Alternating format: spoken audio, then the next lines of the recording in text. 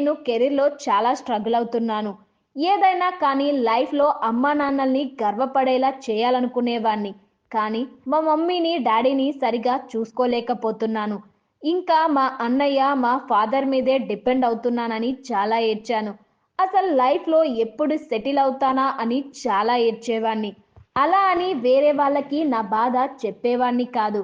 చిన్న చిన్న ఖర్చులకి డబ్బులడిగితే బాగోదని పార్ట్ టైమ్ జాబ్స్ కూడా చాలా చేశాను. నాకు స్పోర్ట్స్ అంటే చాలా ఇంట్రెస్ట్. కానీ ఇంట్లో వాళ్ళు అందులో పాలిటిక్స్ ఎక్కువ ఉంటాయని వద్దనేవారు. అనుకోకుండా షార్ట్ ఫిల్మ్ ఆఫర్స్ వచ్చాయి. ఒక సీరియల్ కోసం 7 నెలలు వెయిట్ చేశాను. ఏంట్రా నాకే ఎందుకిలా అవుతుందని బాధపడేవాణ్ణి.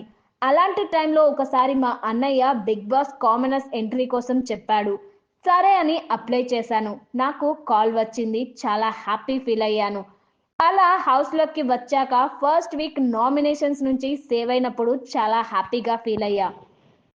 తర్వాత వీక్ కెప్టెన్ అయినప్పుడు చాలా సంతోషంగా అనిపించింది. రీతు నాకు ఇక్కడికి వచ్చాక బాగా కనెక్ట్ అయింది. నాకు జెన్యూన్‌గా అనిపించింది. నాతో పాజిటివ్‌గా మాట్లాడేది. శ్రీజ, రీతులలో ఎవరిని సేవ్ చేయాలి అన్నప్పుడు నాకు చాలా టఫ్ అనిపించింది. అలాంటి సిట్యుయేషన్స్ లైఫ్‌లో వస్తాయని బిగ్ బాస్ వల్లే తెలిసింది. ఇది నాకొక కొత్త జీవితం అని డిమాండ్ చెప్పాడు.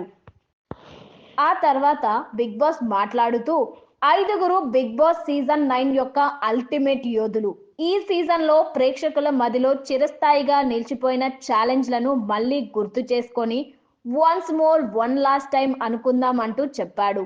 ఆ తర్వాత బిగ్ బాస్ కొన్ని టాస్కులు కూడా పెట్టాడు. అయితే ఈ టాస్కుల్లో గెలిచే వారి ఫేవరెట్ ఫుడ్ ట్రీట్ అలానే తమకి కావలసిన వాళ్ళ దగ్గర నుంచి లెటర్స్ ఆర్ మెసేజెస్ వస్తాయని బిగ్ బాస్ చెప్పాడు. అయితే దీనికోసం ప్రతిరోజు ప్లేయర్ ఆఫ్ ది డే అనిపించుకోవాలి అని బిగ్ బాస్ చెప్పాడు. ఇందులో భాగంగా పెట్టిన తొలి టాస్కులో డిమాండ్ ఇమాన్యుయల్ జోడీ కళ్యాణ్ తనూజ జోడీల్ని ఓడించింది.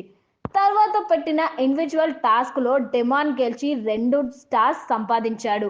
మొత్తానికి టాస్కుల్లో మరోసారి డిమాండ్ దుమ్ము రేపాడు. నాచోరే నాచోరే అంటూ పెట్టిన టాస్క్లో డిమాండ్ స్పీడ్, బలం చూసి కంటెస్టెంట్లతో పాటు ఆడియన్స్ కూడా అవాక్కవుతున్నారు. మొత్తానికి ఈ రోజు ఎపిసోడ్లో డిమాండ్ తన డామినేషన్ చూపించాడు. బిగ్ బాస్ హౌస్ నుంచి రీతు చౌదరి ఎలిమినేట్ అయిన తర్వాత డెమాన్ పవన్ పాపులారిటీ పెరిగిందనే చెప్పాలి. ఎందుకంటే రీతు ఉన్నంతసేపు డెమాన్ ప్రత్యేకంగా కనిపించిన సందర్భాలు చాలా తక్కువ. అసలు ఫుటేజ్లో ఇద్దరు ఉన్న కంటెంట్ తప్ప డెమాన్ వేరుగా కనిపించింది చాలా రేర్.